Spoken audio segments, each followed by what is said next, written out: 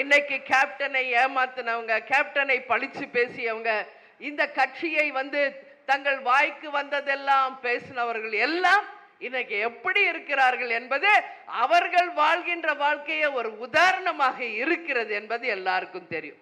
அதனால இது போல ஒரு சீப்பான ஒரு தரம் இல்லாதவர்களை எல்லாம் நாம சிந்திக்காமல் நம்மளுடைய வேலை என்ன?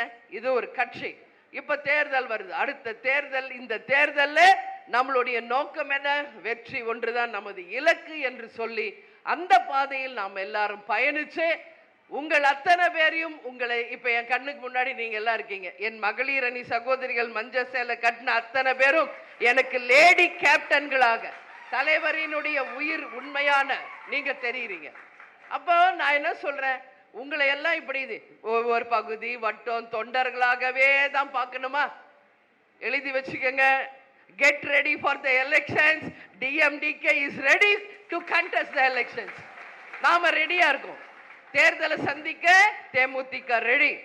உங்களை எல்லாம் உங்க அண்ணி இப்ப சொல்றேன், வெகு விரைவில் வருகின்ற சட்டமன்ற தேர்தல் முடிஞ்சு உள்ளாட்சி தேர்தலில் இங்க இருக்கின்ற எத்தனை பேர் நீங்க கவுன்சிலர்களாக உறுதியாக ஜெயிக்க வச்சு உங்களை அரசு பதவியில் அமர்த்துவதான் என்னுடைய முதல் வேலை. இப்ப நிறைய பதவிகள் இருக்கு கவர்மெண்ட்ல, கவுன்சிலர், துணை மேயர், மேயர், அதே மாதிரி மண்டல பொறுப்புகள் என்று எத்தனையோ இருக்கு. அதே மாதிரி இன்னைக்கு அரசு பதவிகளில் எத்தனையோ இருக்கு. நீங்க எல்லாரும் உங்கள் வேலையை சரியா செய்யுங்க. நீங்க யாரை பத்தி பயப்படாதீங்க. உங்க வார்டுல உங்களுடைய ஃபேஸ் ஃபெமிலியர் ஆக்குங்க. நல்லது கெட்டதுல போய் கலந்துக்கங்க. மக்களா தலைவர் நமக்கு சொல்லி கொடுத்த அந்த வழியில மக்களுக்காக இந்த கட்சி நாம் உழைத்து கொண்டே இருக்கணும். நம்மால முடிஞ்ச உதவியை நம்ம எப்பவும் செய்யணும் நம்ம தலைவர் சொல்லியிருக்கார். அதனாலதான் நாம் இயன்றதை செய்வோம் இல்லாதவருக்கு என்ற ஒரு வாசகத்தையே நமக்கு தலைவர் கொடுத்துட்டு போயிருக்கார். அதனால நிச்சயமாக இன்னைக்கு என்னுடைய நிர்வாகிகள், தொண்டர், நாளைய கவுன்சிலர்கள், நாளைய மண்டல பொறுப்பாளர்கள், நாளைய துணை மேயர்களாக நிச்சயம் நீங்கள் வருவீர்கள் என்பதுல எனக்கு எந்த விதமான டவுட் கிடையாது. உங்களுக்கு யாருக்காவது டவுட் இருக்கா? எல்லாரும் கான்பிடென்டா இருக்கீங்களா? உறுதியா இருக்கீங்களா? எலெக்ஷனுக்கு ரெடியா இருக்கீங்களா? ஏன் நான் இதை கேட்கிறேன்னா, உங்களுக்கு எல்லாம் தெரியும், ராஜ்யசபா எலெக்ஷனுக்காக டேட் இன்னைக்கு அறிவிக்கப்பட்டுள்ளது. அதாவது 26ஆம் தேதி வேட்பு மனு தாக்கல் செய்யப்பட்டு 5ஆம் தேதியோடு அந்த ஸ்க்ரூட்டனி முடிஞ்சு மார்ச் 16ஆம் தேதி ராஜ்யசபா தேர்தல் நடக்க இருக்கிறது. அன்று மாலையே அதுக்கான ரிசல்ட்டும் வர இருக்கிறது என்பதை இந்த நேரத்தில் நான் சொல்றேன். அதே போல இறுதி வாக்காளர் பட்டியலும் வெகு விரைவிலே அறிவிக்க இருக்காங்க. நமக்கு தெரிஞ்ச தகவல் படி மார்ச், மிடில் ஆஃப் மார்ச், அதாவது 13 இல்ல 14க்குள்ள நம்மளுடைய தேர்தல் தேதி அறிவிக்கப்பட இருப்பதாகவும் ஒரு தகவல் வருகிறது. ஏப்ரலிலே நிச்சயமாக நம்மளுடைய தேர்தல் வந்துடும்.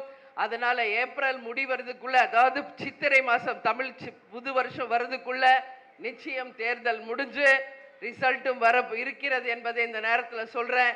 அங்கிருந்து சரியாக ஒரு 4-5 மாதத்துல எல்லா இடத்திலும், அதாவது கார்பரேஷன்ல நம்மளுடைய எலெக்ஷன்ஸும் ஊரக பகுதியில ஊரக உள்ளாட்சி தேர்தல்களும் நிச்சயம் நடக்கும். அதுல நீங்கள் அனைவரும் வெற்றி பெற வேண்டும் என்பதுதான் ஒரு அம்மாவாக, உங்க அண்ணியாக என்னுடைய ஆசை என்பதை உங்க முன்னாடி நான் சொல்ல கடமைப்பட்டிருக்கேன். நீங்க யாரும் பயப்படாதீங்க.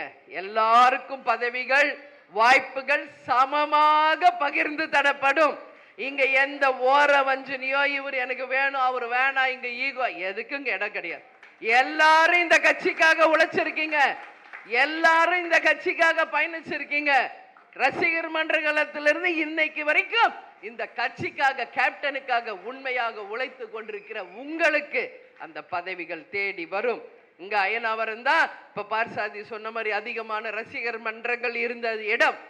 அது மட்டும் இல்லை, இங்க நான் சொல்றேன், இந்த தேர்தலுக்கு பிறகு மீண்டும் அந்த வரலாறை தேசிய முற்போக்கு திராவிட கழகம் நிச்சயம் உருவாக்க வேண்டும் என்பதை இந்த நேரத்தில் உங்ககிட்ட சொல்றேன்.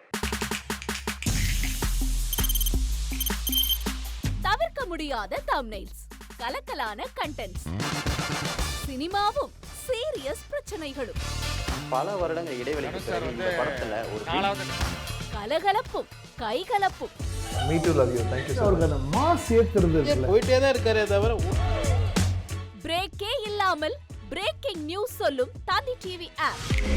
இன்ஸ்டா தலைமுறை வரை இறங்கி அடிக்கும் தந்தி டிவியின் டிஜிட்டல் எக்ஸ்க்ளூசிவ். அது தண்ணிக்குள்ள போகும்போது ஹேங் ஆயிடுச்சு.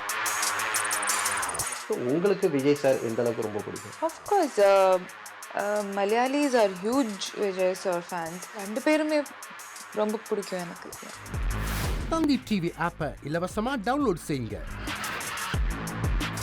ஃபாலோ பண்ணுங்க, சப்ஸ்கிரைப் பண்ணுங்க, என்ஜாய் பண்ணுங்க.